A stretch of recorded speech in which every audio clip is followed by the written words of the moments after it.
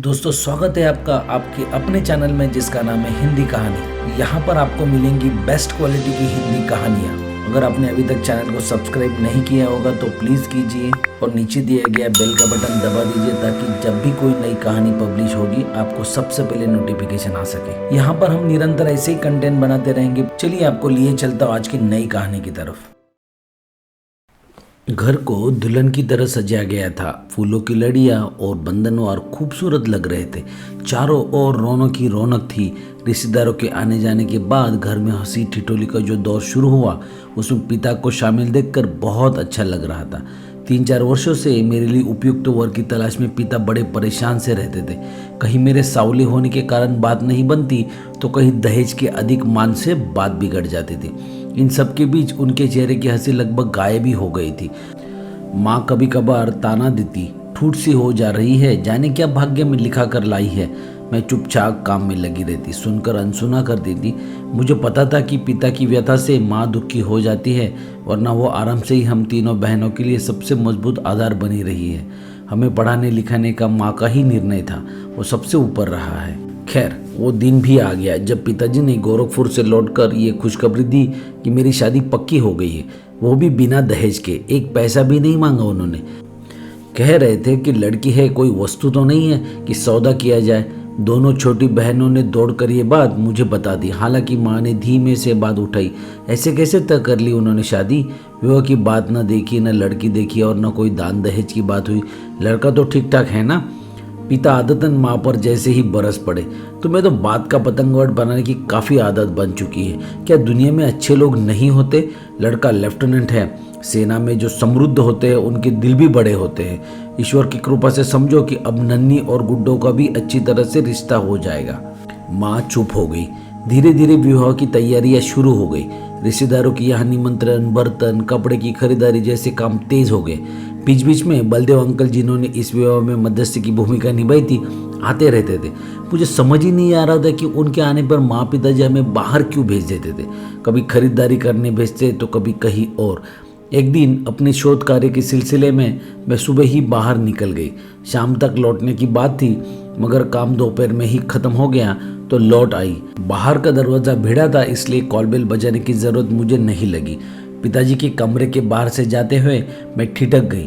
खिड़की से मैंने देखा पिताजी बहुत सारे नोटों की गड्डियाँ एक संदूक में सजा रहे थे। उनकी बातचीत से जो निष्कर्ष निकला उससे कुछ आशंका तो मुझे ज़रूर हुई। अरे लड़की तो पराया धन है, इतने दिनों तक पाल पोस कर अपनी जिम्मेदारी निभा ली ना, अब जहाँ भी जाएगी अपने भाग्य से रहेगी। हमें अपने दोनों बेटियों की भी हाथ तो पीले करने हैं। माँ जो हमेशा बेटियों के लिए सुरक्षा कवच बनकर खड़ी रहती थी आज पिता की हाँ में हाँ मिला रही थी। बारात और शादी की तारीख आते देर न लगी। माँ ने तैयारी में कोई कसर नहीं छोड़ी थी। नियत तिथि पर विवाह और फिर विदाई भी हो गई। विदा करते हुए माँ ने कहा, हाँ बेटी अब ससुराल ही तुम्हारा घर है। वहाँ के माहौल में खुद को अच्छी तरह ढालना, कोई तुम पर उंगली ना उठा सके। मैंने भी माँ से लिपटते हुए कहा, माँ मैं आपकी बेटी हूँ, आपके सम्मान पर आँच नहीं आने दूंगी। तब मुझे कहाँ पता था कि माँ की इस सलाह में उनकी कितनी मजबूरियाँ छिपी थी। ससुराल में भव्य मकान, नौकर चाकर और अन्य कई सुविधाएं थी मगर पति ही न था।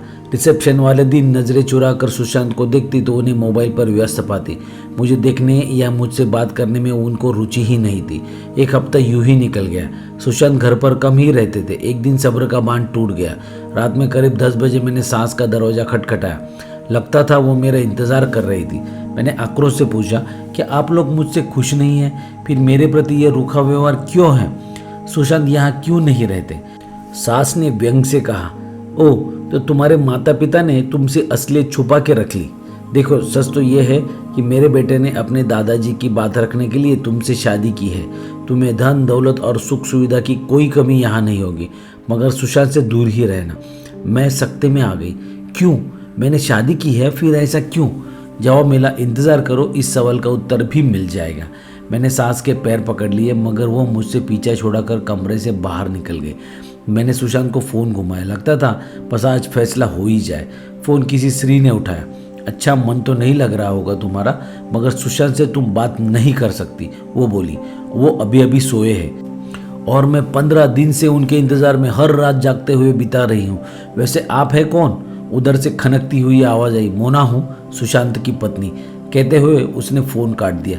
गुस्से और अपमान से भरी मैं सास की कमरे की ओर जाने लगी, मगर सास की प्रिय परिचारिका ने रास्ता रोक लिया। माँ जी आराम कर रही है और किसी को भी उनसे मिलने की इजाज़त अभी नहीं है। अगले दिन सुशांत आए, मुझे गुस्से से भरा देख वो शांत होकर बोले, मुझसे नहीं अपने पापा से पूछो, उन्हें सब कुछ पता है। फिर उन्होंने नंबर मिलाते हुए मुझे फ़ोन पकड़ा दिया। मैंने रोते हुए पूछा, पापा सुशांत ये क्या कह रहे हैं कि आपको सब मालूम था फिर भी आपने? मेरी आवाज़ थर्रा रही थी। उधर से पापा संभल संभल कर बोल रहे थे, शांत हो जाओ बेटा, देखो वहाँ तुम्हें कोई कमी नहीं होगी, ज़रा सोचो, तुम्हारी शादी की बात नहीं बन रही थी, छोटी बहनों की उम्र भी निकलती जा रही थी, क्या करता मैं, तुम्हारे कारण बाकी को कैसे घर में बिठाता, हम बोझ है पापा। ऐसा ही था तो मुझे घर छोड़ने को कह देते, कम से कम अकेले अपनी ज़िंदगी का फैसला तो ले पाती। बात समझो और एडजस्ट करने की कोशिश करो बेटा, देखो तुम कुछ भी ऐसा न करना कि मेरी बदनामी हो, मैं सहन नहीं कर सकूंगा। मैंने फ़ोन काट दिया। कर्नल साहब मेरे चेहरे पर आते जाते भाव देख रहे थे। अचानक बोले, तुम्हें यहाँ कोई कमी नहीं होगी, सब तुम्हें बहू मानते हैं, तुम चाहो तो नौकरी कर लो, समय कट जाएगा। मैं कोई सलाह नहीं सुनना चाहती थी। मैंने उनसे कहा कि मुझे अकेला छोड़ दो। उनके जाते ही मैंने दरवाज़ा बंद कर लिया। मुझे रह रह कर पुरानी बातें याद आने लगी। क्यों बलदेव अंकल के आते ही हमें बाहर भेज दिया जाता था और क्यों पिताजी नोटों की गड्डियाँ हमसे छिपाकर बक्से में रख लिया करते थे। यह सब पापा का मुंह बंद करने के लिए किया गया था। मैंने फिर भी माँ को फ़ोन किया तो वहाँ से जवाब मिला, बेटा इन बातों को ज़्यादा मत उछालो, घर की बात घर में ही रखो। कौन सा घर माँ, न तो मेरा मायका है और न ही ससुराल। दहेज रहित शादी के लिए आपने तो मेरी जिंदगी का सौदा ही कर दिया। खैर आप चिंता ना करें, मैं अपना दुख लेकर आपके दरवाजे पर कभी नहीं आऊँगी, मगर आपसे विनती है कि मेरी बहनों को धोखा मत देना। कहकर मैंने फ़ोन काट दिया। रात भर मैं कुछ नया सोच रही थी। थोड़ी ही देर पहले खुद को असहाय हताश समझ रही थी, मगर अब उस मोड़ पर खड़ी थी जहां निर्णय लेना मेरे लिए बहुत ज़रूरी था। मेरे भीतर एक नया आत्मविश्वास आ गया। अगली सुबह मैं स्थानीय कॉलेज में आवेदन देने का फैसला कर लिया। सास ने साथ में ड्राइवर को भेज दिया। मौका मिलते ही मैंने कार के ड्राइवर से पूछा, चाचा आप तो बहुत पुराने हो इस घर में, बता सकते हैं कि आखिर मुझे क्यों मोहरा बनाया गया है? ड्राइवर चाचा बोले, सुशांत के दादाजी के पास काफ़ी संपत्ति है जो सुशांत के नाम तभी हो सकती थी जब वो उनके पसंद की स्वजातीय लड़की से शादी करता। कुछ दिन पहले ही उन्हें स्ट्रोक पड़ा है और उनकी हालत सुधर नहीं रही। अभी वे गांव में अपने भाई के घर पे रहते हैं। उनकी इच्छानुसार ही जल्दबाजी में तुमसे सुशांत का विवाह करवाया गया है, जबकि सुशांत पहले से ही अपनी बॉस की बेटी से शादी कर चुका है, जो कि दादाजी को कभी मंजूर न होगी। उन्हें इस शादी के बारे में बताया भी नहीं गया। ड्राइवर चाचा ने एक सांस में सारी बातें बता दी, साथ में इशारा भी किया कि मुझे अपने पैरों पर खड़े होकर अलग होने के बारे में सोचना चाहिए। जिस भी दिन दादाजी नहीं रहेंगे, मोना व सुशांत इस घर में वापस लौट आएंगे। आखिर एक दिन कॉलेज से नियुक्ति पत्र मिला। फिर वो दिन भी आया जब परिणाम को देखने के लिए घर में सभी बेताब थे। दादाजी चल बसे। उनकी मृत्यु के एक दिन पहले ही सास और सुशांत गाँव चले गए थे। वहाँ से वे सारा कामकाज निपटा कर आने वाले थे। इस बीच मैंने भी चुपचाप एक बड़ा निर्णय ले डाला। एक फ्लैट किराए पर लिया और उसमें ज़रूरत भर का सारा सामान इकट्ठा करना शुरू किया, जिसकी खबर सिर्फ ड्राइवर को थी। हफ्ते बाद मेरी सास और सुशांत वापस आ गए। फिर एक दिन सुशांत कमरे में आए और मुझसे एक लिफाफा पकड़ा कर बोले, तलाक के पेपर से साइन कर लेना। मैंने पेपर लिए और शांत स्वर में बोली, कल संडे है, कोर्ट बंद रहेगा, आप परसों पेपर्स ले लेना। मेरे जवाब से सुशांत हड़बड़ा गए। उन्हें लगा कि मैं क्रोध में उन्हें बुरा भला कहूँगी, इसलिए साथ में माँ को लाए थे, जो दरवाजे पर ही खड़ी थी। सोमवार सुबह ही सुशांत कागज़ लेने आए। ड्राइंग रूम में बैठे हुए ही उन्होंने कहलवाया कि तलाक के पेपर्स मैं दे दूँ। पेपर्स के साथ ही एक बड़े बैग को लिए मैं नीचे आई और बोली, आपको तलाक के कागज़ चाहिए थे ना, लीजिए। उन्होंने उसे खोलकर पढ़ा और वाक्यों में परिवर्तन देखकर वो बोले, मगर ये तो वो पेपर्स नहीं है जो मैंने दिए थे। मैंने उनके लिफाफे को बैग से निकालते हुए कहा, आपके पेपर्स तो ये है। ये कहते हुए मैंने उस कागज़ के टुकड़े टुकड़े कर दिए। सास मुझ पर झपट पड़ी, क्या कर रही है नालायक? मैंने उन्हें एक हाथ से रोका, नालायक मैं नहीं, आप और आपके ये सुपुत्र है, जिन्होंने मेरे साथ साथ अपने दादाजी को भी अंधेरे में रखा।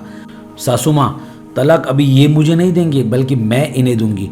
फिर सुशांत से मुखतिब होकर बोली, अभी आप पर कोर्ट में आवारागर्दी और अय्याशी का इल्ज़ाम लगाया जाएगा कि आपने पहली पत्नी होते दूसरी शादी कैसे कर ली। सुशांत क्रोधित होकर मेरी बाह पकड़कर बोला, पागल हो गई है क्या तुम? इस घर की तुम बहू हो ना? मैंने भी चिल्लाकर कहा। किस बहू की बात आप कर रहे हो? कितने दिन मेरे साथ बिताए हैं आपने? ये सुनते ही सास बोली, तुम्हारे पिता को इसी के लिए तो हमने मोटी रकम चुकाई थी, बदले में तुम्हें वही करना होगा जो हम चाहते हैं। मैंने विरोध करते हुए कहा, पिताजी को उनकी 3 बेटियों की चिंता को हल्का करने का वास्ता देकर आपने जो सौदा किया ना, उसकी पाई पाई तो मैंने अपनी खुशियां बलिदान करके चुका दी है। अब आपको वही करना होगा जो मैं चाहूँगी और जो कोर्ट का आदेश होगा। मैंने बैग उठाया और ये कहकर मैं बाहर निकल गई। ये घर आपको मुबारक हो, मैं अपनी ज़िंदगी अपने हिसाब से जीने जा रही हूँ। दोस्तों, मैं आशा करता हूँ आपको ये कहानी अच्छी लगी होगी। अगर आपको ये कहानी अच्छी लगती है तो नीचे दिए गए बेल का बटन दबा देना, वीडियो को लाइक करना, अपने दोस्तों के साथ शेयर करना और हमें सपोर्ट करना इस चैनल को सब्सक्राइब करके। Thank you so much.